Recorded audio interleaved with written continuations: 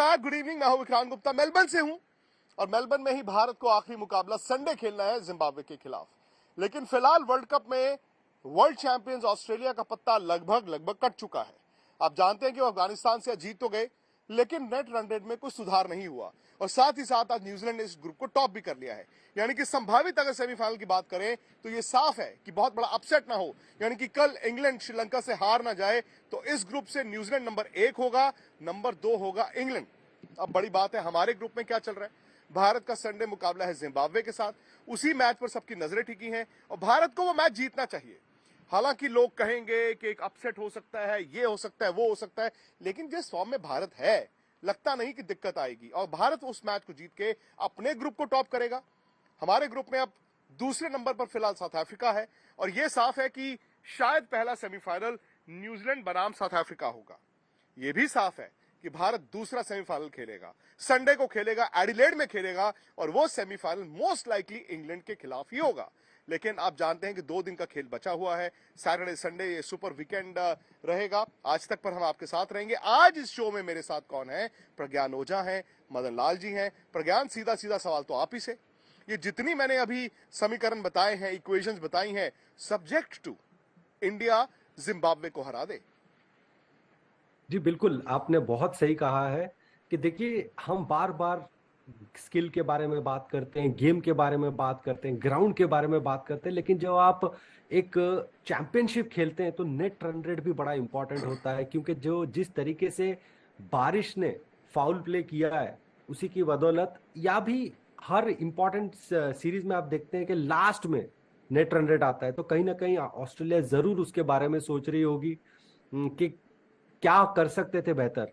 लेकिन बिल्कुल सही कहा आपने कि इंग्लैंड दावेदारी पेश करती है। जो पहला सेमीफाइनल होगा वो शायद भारत और इंग्लैंड के बीच में होगा, बट सब्जेक्ट टू कि भारतीय दल जिम्बाब्वे को हराए। देखिए मुझे कोई संदेह नहीं है कि भारत जिम्बाब्वे को नहीं हरा सकती, लेकिन एक चीज वो ये है कि अगर बारिश हुई, जो हम बार बार मेलबर्न में देख रहे थे, अगर वेदर चेंज हुआ, वहां पे अगर 40 ओवर्स खेलने देखने नहीं मिला, इक्वेशंस बदल गए लास्ट मिनट पे, जैसे पिछली बार हमने बांग्लादेश के साथ देखा था, तो वो थोड़ा सा ट्रिकी हो सकता है। लेकिन अगर आप 40 ओवर्स देखेंगे तो भारत और जिम्बाब्वे का कोई मुकाबला नहीं है। होना भी नहीं चाहिए, लेकिन मुकाबला ये वर्ल्ड कप का है। जिम्बाब्वे ने पाकिस्तान को भी हराया है और पूरा पाकिस्तान भी अब ये चाहेगा कि जिम्बाब्वे इंडिया को हरा दे। उधर साउथ अफ्रीका का मैच नीदरलैंड से है, पाकिस्तान ये भी चाहेगा कि क्या वहां पर कोई अपसेट हो सकता है, क्या नीदरलैंड्स साउथ अफ्रीका को हरा सकता है। कई तरह के समीकरण हैं, लेकिन अगर अभी आप ध्यान से देखें, भारत की टीम इतनी मजबूत है कि उसे दिक्कत आनी नहीं चाहिए।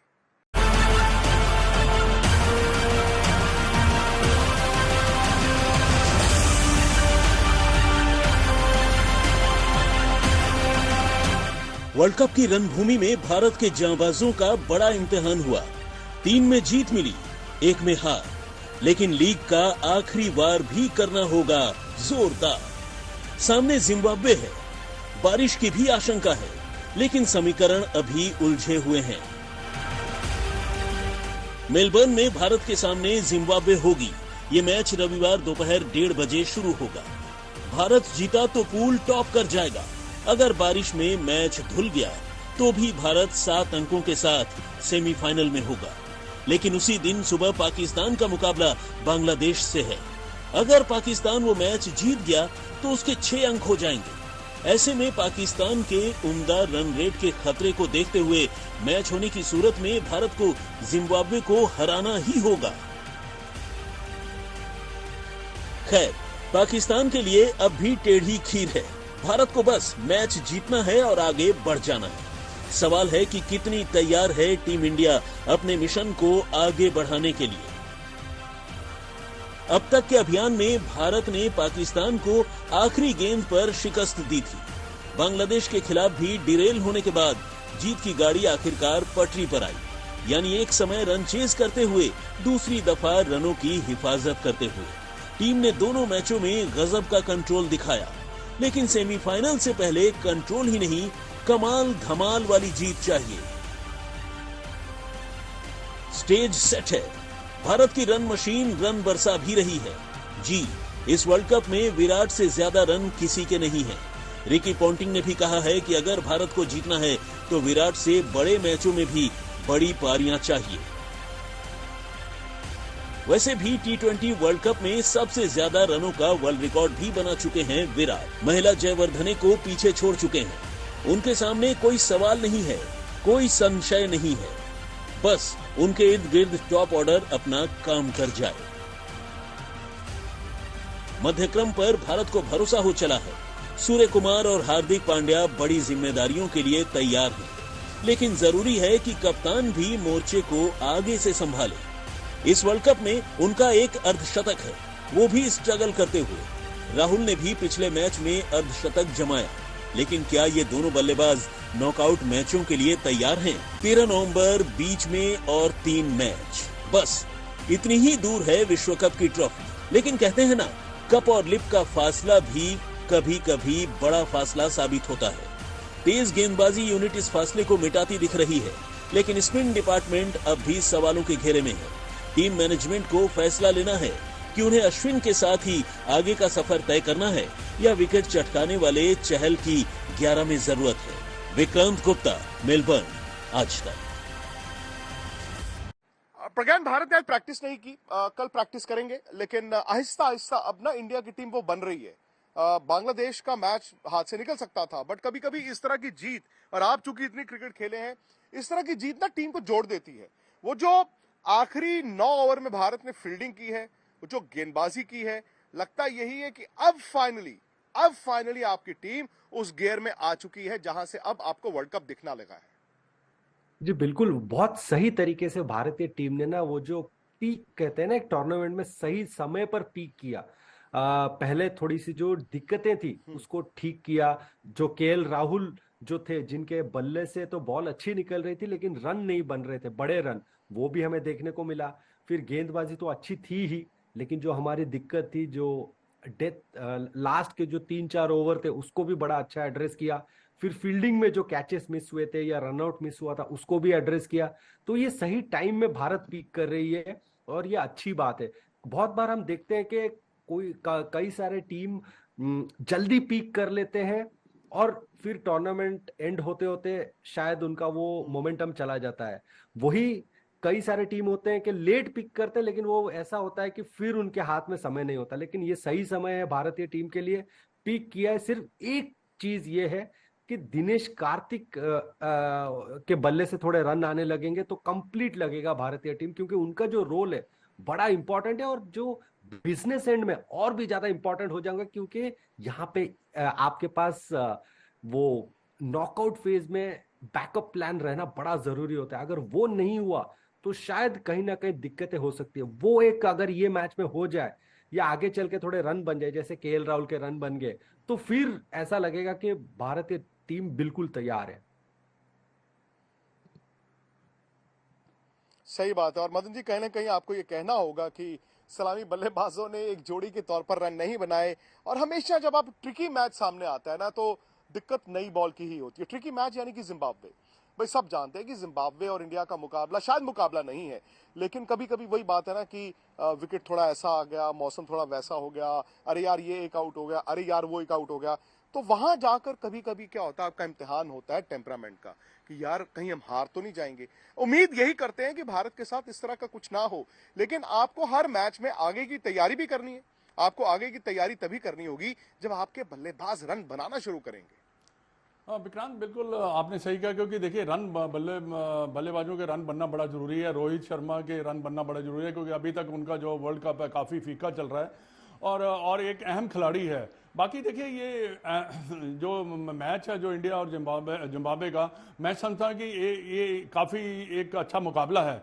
मेरे को मालूम है कि इंडिया बेटर साइड है, पर ऐसे ही 2020 क्रिकेट में मैंने हमेशा कहता हूं कि कभी भी किसी टीम को आप लाइट नहीं ले सकते, क्योंकि आपने बांग्लादेश का भी मैच आपने देखा कि उन्होंने शुरू में उनको अच्छा स्टार्ट मिला, बाद में जब 9 ओवर बाकी बचे थे उन्होंने अच्छा प्रदर्शन किया। पर हमारी टीम का जो ओवरऑल परफॉर्मेंस रहा बांग्लादेश के खिलाफ, वो मैं समझता हूं कि काफी अच्छा था, इसलिए क्योंकि उन्होंने टाइट सिचुएशन से आके मैच को जीता। ऐसे ही देखिए मैच होते हैं ये 2020 के। और जिम्बाब्वे मैं समझता हूं कि आपको अगर मैच को जीतना है तो उनको अंडर प्रेशर लाना पड़ेगा आपको शुरू में। उनको खुली छुट्टी नहीं देनी पड़ेगी आपको, क्योंकि उनके पास ऐसे खिलाड़ी, उन्होंने मैचेस जीते हैं।